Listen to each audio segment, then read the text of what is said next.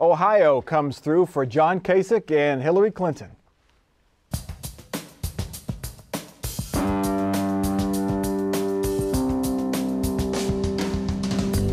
From the Battelle Studio at WOSU at COSI, this is Columbus on the Record.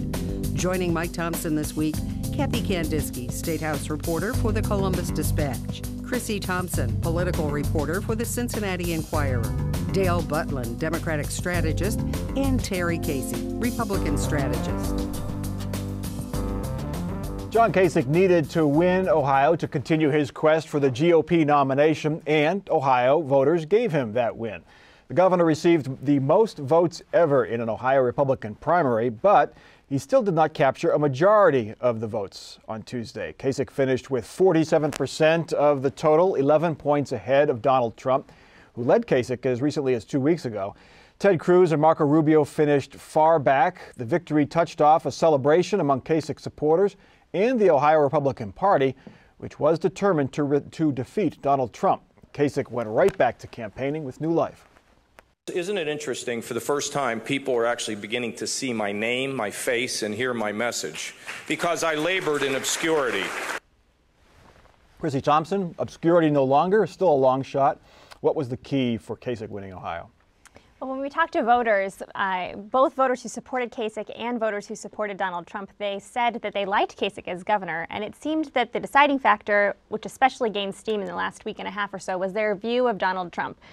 People who voted for Kasich really felt like they needed to do their duty to try to help stop Donald Trump, and obviously Trump supporters, voted for Donald Trump. But we heard a lot from folks saying, I'm not sure if Kasich really has a shot of being president. I'm not sure if he can make this broker convention thing work, but I really need to take a stand, and I'm going to do that with my vote. So was the protest, Terry, the last weekend in Chicago that ended up in the rally, that ended up in fistfights in the audience, that turned some of those independent, probably more moderate conservatives against Donald Trump? That might have been a factor, but people forgot. I mean, Trump spent over $1 million of his personal money in Ohio, and he was jetting all over the state, all over the airports, doing rallies. So he put on a full court press, but the 11-point margin was big. But also, this was a record in modern history of turnout among Republicans, and a lot of it, in some counties, 15–16% of the vote was Democrats.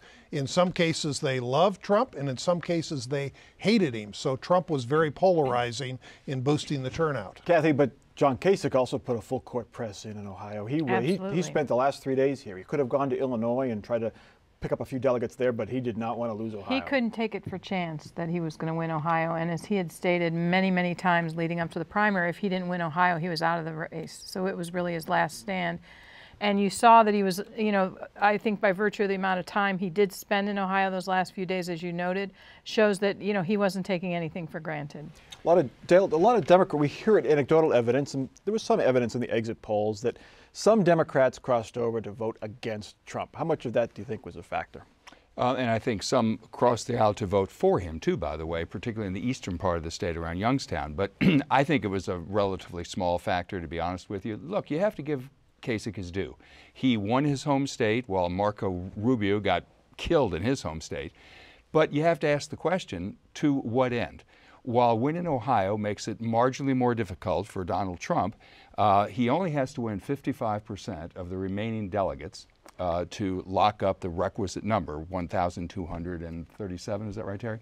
So that's not a cakewalk, but it's doable. Cruz has to win 79% of the remaining delegates, and Kasich has to win 104%, which of course is mathematically impossible. Well, then there's potential that there might be a 80 or 90% chance that none of them get that required majority, and that's why Trump, the late part of this week, doing this temper tantrum of, we'll have riots unless you let me win it, even if I don't have that required number. So Donald Trump has not changed. And this week, Cal Thomas, very respected columnist, was in Columbus, and he was pretty blunt, both what he said and what he's written, in terms of Trump hasn't just taken the campaign in the gutter. In his view, it's taken it down in the sewer. Donald Trump, let's take a look at the map that Dale referenced briefly. If you look at the map, the red is Donald Trump's counties. Those are the counties that Trump won. The blue are the counties that John Kasich won. You see a pattern there.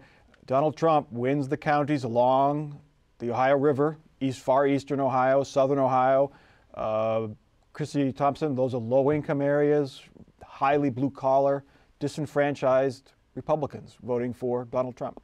Yeah, Donald Trump won with the demographic that we've seen him winning with across the country. And so there were many folks, maybe conservative and moderate Republicans throughout the state who felt like they were taking a stand, against Donald Trump. But the people who have been propelling Donald Trump to victory are still behind him.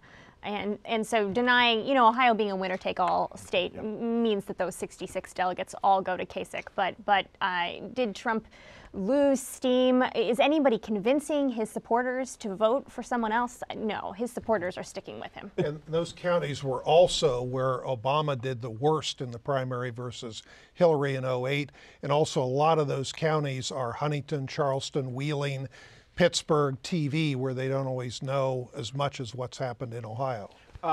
But still, Terry, 53% of the voters in the Republican primary said they didn't want their governor as the Republican nominee for president. What does that say about Kasich's popularity in the state? Well, maybe they want him to stay as governor. I'm not totally sure. But there's also, out of that polling, there was also a very significant number that don't want, of Republicans, Trump to be the nominee. Well, one thing we have to remember and keep in mind is that although Donald Trump is clearly the front runner, if he's the nominee, he will be the weakest nominee in decades. He's won 18 states, but he hasn't reached 50% in any of them. He's, in fact, only won 37% of all the votes that have been cast in Republican primaries this year. And you've got 44% of Republicans who voted for people other than Trump who say they will not vote for him under any circumstances. It'll be interesting to see now that we're down to essentially a three-person race, whether anybody can hit that 50% threshold that you're talking about. It obviously is going to get easier. And so it'll be interesting to see going forward whether Trump's able to pick up some. You could argue that there is the one reason that John Kasich remains in this race is because of Donald Trump. If it wasn't for Donald Trump, because as Dale said, it's mathematically impossible for John Kasich to get the delegates he needs through the primaries to win the nomination. In any other year, the front runner, John Kasich, is back here governing in Ohio, right, Terry? Well, part of it, and I don't know whether we're shifting into the next question, on the pathway forward, it is still uphill for him to get the nomination on the first ballot. But one political expert made the point this week, primaries tend to be about emotions. But as you get closer to June and July, Republicans start thinking, boy, I really hate Hillary. How do we stop Hillary? And I think people do get more pragmatic. I'm not saying it's going to... Wait a minute now. We've heard it's really early in November. We've heard it's really early in December. Are you saying it's really early in the middle of March? Well, we've still got a ways to go. Remember, a lot of the remaining primaries, the schedule stretches out, and a lot of those are closed primaries, and those are ones where historically Trump has not done as well. Kasich's only way forward is through a contested primary, so that's the only way he wins. But I think a lot of Republicans are a little bit in denial still about how strong Trump is, and to get somebody like Kasich, to get the nomination to Kasich, you're going to have to go by Trump, you're going to have to go by Cruz. Two people that got more delegates in the primaries. I think that's very difficult to overcome. When Kasich got in this back in July, people viewed there's no way you can get around Jeb Bush and Scott Walker and Chris Christie and a whole bunch of other people. I hear what you're saying, but a contested convention is each individual person who has signed on as a delegate for these people deciding where to put their vote. And when I talk to voters, a lot of them think, Terry, that Donald Trump is the best equipped to stop Hillary Clinton. Even if they like John Kasich, they feel like he's But if you look at polling and the facts, John Kasich among the three, the average on the polling, he's ahead of Hillary by 4 points. Trump's behind by 8. The most electable, but I think even people that don't like Trump say that if he gets enough delegates to clinch the nomination, he deserves the nomination. And for the Republicans to somehow manipulate the process to go with another candidate, I think is going to be very difficult and could backfire. The Republicans are in a lose-lose situation here. If they nominate Trump, he almost certainly will lose in the fall. 47 out of the 51 polls that have matched Hillary Clinton against Trump head-to-head show Hillary wins, so they'll almost certainly lose. But it is early in that race. But if they, accurate. through some machination, wrest the nomination from this guy, you're going to splinter the Republican Party. Trump's delegates are going to walk out, and they're the biggest share of delegates there. And once that happens, I think Hillary Clinton waltzes into the White House because the Republicans cannot beat her with a splintered party. I just wanted to bring up, I think you made a point earlier about Donald Trump being the weakest possible nominee of this party in decades. I think we have to consider the fact that Hillary Clinton is also going to be potentially a pretty weak nominee in terms of there's a lot of people who are just thinking, even Democrats, who are, where is Bernie Sanders come from out of nowhere? People are saying, no, we want a progressive, or no, we're just tired of Hillary Clinton. That sort of thing we're hearing a lot, even from Democrats. And I think that these polls that you're citing and that you're citing about who matches up the best against Hillary Clinton, we've seen over the years that statistically these polls mean almost nothing right now because people aren't considering that question yet. And it'll be really interesting to see. But here's what we do know. Nowhere close to half of Bernie Sanders supporters say they will not vote for Hillary under any circumstances. But almost half of Republican voters are saying they will not vote for Trump under any circumstances. Kathy, I guess that we could have an election where people are motivated by who they dislike when they come out to vote. There'll be folks who hate Donald Trump, they'll come out just to vote against him, and there'll be folks who hate Hillary Clinton, presuming she's the nominee, to vote against her. Who will do the least damage. You hear people talking about that. You hear some Republicans privately saying they think Hillary would be a better president than Donald Trump, that she would do the least damage. When you start hearing this early, Republicans talking about that possible scenario, it's interesting. Or saying privately, don't worry, I don't think Donald Trump is going to win. We don't need to panic about that. You hear that from a lot of Republicans. So Terry, if you were a betting man, which I know you're not, but if you were a betting man, who gets the nomination at this point? Well, clearly Trump's ahead, but it's not over. Remember, it's still only mid-March, and we don't know also what other smoking guns might come out on Trump and his checkered business and personal past. Sounds like you might know. I don't know. I just know from what I read in the papers that Trump's got a lot of baggage that in the fall election will not go down well. There have been many things that have been coming out over the past several weeks, and those haven't seemed to impact his supporters at all. 6 months? Yeah, sure. Really? In 2008, Ohio Democrats gave Hillary Clinton new life in her fading campaign against Barack Obama. 8 years later, Ohio Democrats secured Clinton as the likely nominee. A week after a surprising upset loss to Bernie Sanders in Michigan, Clinton easily beat Sanders by 14 points in Ohio. This is another Super Tuesday for our campaign. We are moving closer to securing the Democratic Party nomination and winning this election in November. Kathy Kandinsky, everyone thought that Ohio was in play because of what happened in Michigan, and it really wasn't close. That's right. I mean, the biggest takeaway from Ohio's Democratic primary is that Hillary Clinton won so easily here, won by a solid margin, when people were really looking to see if this was going to be a turning point for the Sanders campaign. That turned out not to be. She's so far ahead now in the delegate count that she's likely to get the nomination before the convention. But we were talking about Hillary's negatives earlier, and we were looking at exit polling, and one of the interesting statistics, she has some issues that she needs to overcome. 36% of Democratic primary voters believed Clinton is not honest or trustworthy. That's significant.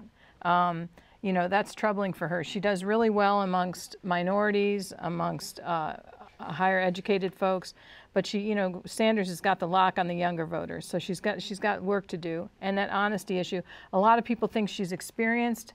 A lot of people think she'd do a good lead. She has the experience in political experience, but that she isn't trustworthy. That she keeps changing her. She keeps changing her views, and there's stuff that could come out. Talk about things that could come out down the road. There's a lot of questions about things that she's done. Dale, should Bernie Sanders drop out?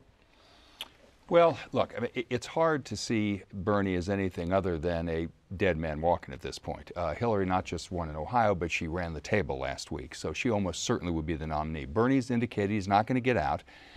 He may win a few more states, but look, his only plausible, it's not even plausible, but his only hope would be he'd have to win California, New York, Washington State, and Oregon, continue to have polls that show he runs better against Trump than Hillary does, and then hope that all of that is enough to convince a bunch of superdelegates who right now are pledged to Hillary to peel away from her and go to him. It's the political equivalent of drawing a couple of inside straights, and it's certainly not going to happen. And I'll agree with Dale. Bernie is kind of dead man walking, but he is a rich dead man, because in Ohio, he dominated the airwaves much stronger than what Hillary did. It didn't pay off. And I think part of it, Ohio is more, on both sides, more of an organizational state than, say, Michigan and some others. And, you know, there's value in Bernie. I mean, he's exciting younger voters. He's exciting folks to come out and vote. He's talking about income inequality, which rings for a lot of folks is a very important issue.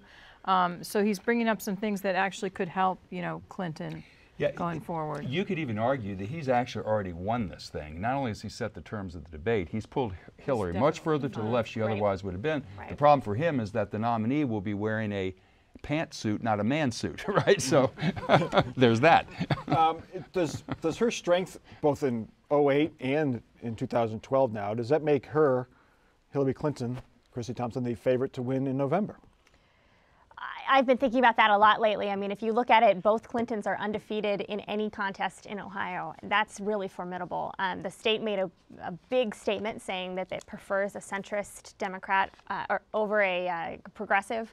There's a debate that continues to wage within the party about that, but voters, you know, made their voice clear on that. And so I think that the anti-Trump sentiment that we saw kind of helping Kasich win. I think that that's troubling for Donald Trump in Ohio, and I think everything we saw for Hillary Clinton is nothing but positive for her, including the things we hear privately from some Republicans basically saying, look, I'll support Trump over Clinton, but it won't be that bad if she wins. Let's get to our next topic. Two power politicians will face off in November to see who will serve Ohio in the U.S. Senate. Rob Portman was basically unopposed in his primary, and Ted Strickland easily defeated Cincinnati City Councilman P.G. Sittenfeld, capturing nearly 2/3 of the Democratic vote. As he did during the primary, Strickland kept his eye on defeating the incumbent Portman. I want this seat because I believe the working people of Ohio need someone to go to Washington, stand beside our great Senator Sherrod Brown, and fight for people who actually work for a living. Yeah. Dale Butler, you worked for the P.G. Sittenfeld campaign. It was a heroic effort, but you came up pretty far short. What was the difference? Was it just Strickland's name ID? Yeah, well, I mean, you know, look, if columnists and editorial page editors determined the outcome of this race, we'd have won. And you have to admit, it's pretty extraordinary for a little-known city councilman making his first run for a statewide office to be endorsed by some of the largest papers in the state over a former governor and a 6-term congressman. That's pretty, and I think that tells you all you need to know about who ran the better campaign. But I learned a long time ago that candidates who run the best campaigns don't always win. And in the end, a lot of elections come down to name ID. As a former governor, Ted had it, PG didn't. And frankly, you know, as recently as 3 weeks before the election, 85% of the voters said they didn't know who P.G. Sittenfeld was. We had 2 weeks of television, about $1.5 million on there, but ultimately we couldn't overcome the name ID. Where does P.G. Sittenfeld go from here? Does he says he wants unity in the party, but does he actively campaign for Ted Strickland? Oh, sure. In fact, he called the governor that night to not only congratulate him, but to tell him he'd do anything he could to get him elected. Look, I mean, we're all Democrats, and whatever differences we have with Ted Strickland pale into insignificance when compared to the differences we all have with Rob Portman. So PG will campaign for him. Where he goes from here, I'm not sure. He's getting married this summer. That's his first priority. Then he's got to decide whether he wants to run for council next year or not. But I will tell you this, you have not heard the end of P.G. Sittenfeld. He's a very talented young man. Terry, what's the key issue in this race? Well, one of the strategy calls that Strickland did was to stay low key, which was smart for the primary and not draw too much attention. But the difficulty is, how does he kick it into high gear? Because Rob Portman's going to have a lot more money, and the issues and all of the baggage that Strickland has from his 4 years as governor have not gone away. So there's going to be a lot more money and a lot focus on Strickland and his record. But Portman needs the money, Chrissy Thompson, because he's still relatively unknown.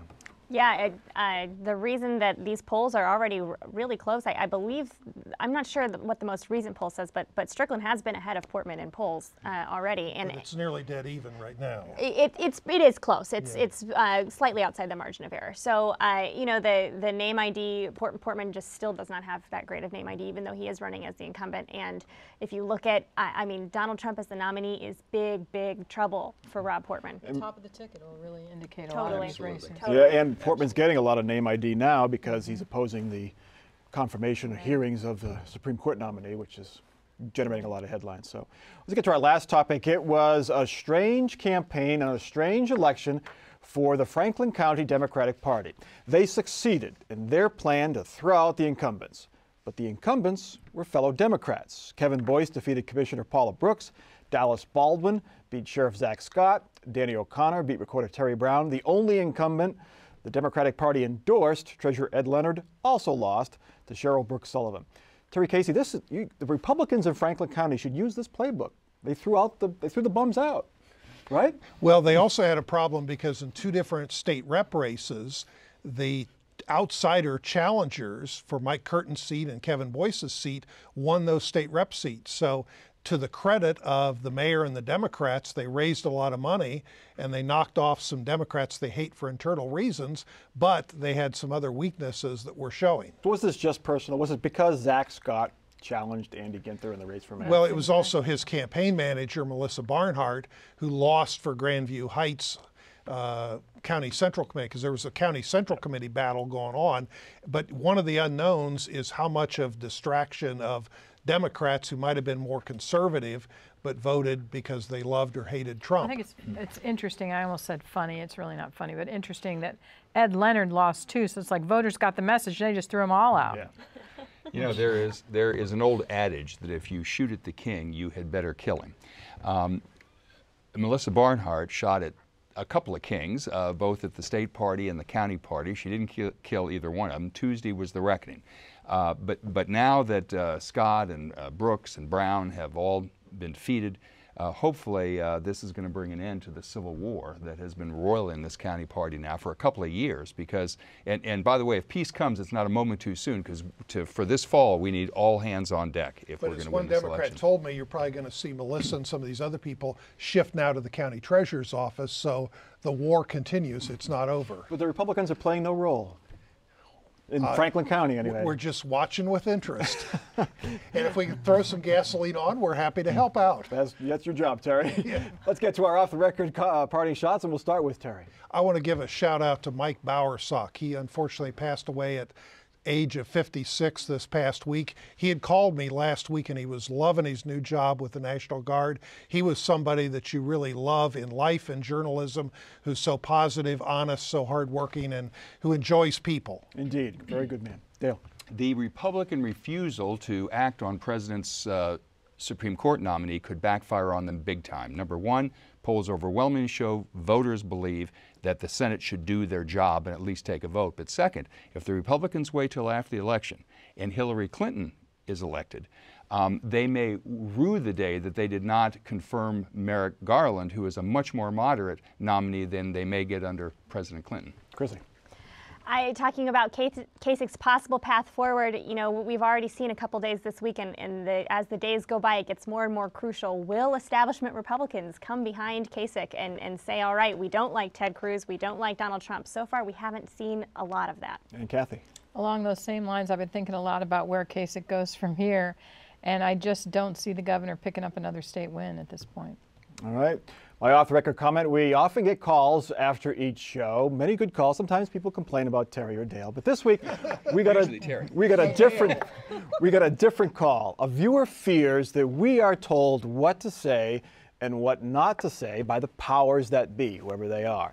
And if that was the case, she asked me to blink 5 times quickly to let her know we are being censored. Well, I'm happy and proud to say that is not the case. No one is telling us what to say or what not to say, thankfully. That is Columbus on the Record for this week. Check us out online. We're on Facebook and Twitter and our website, wosu.org/COTR.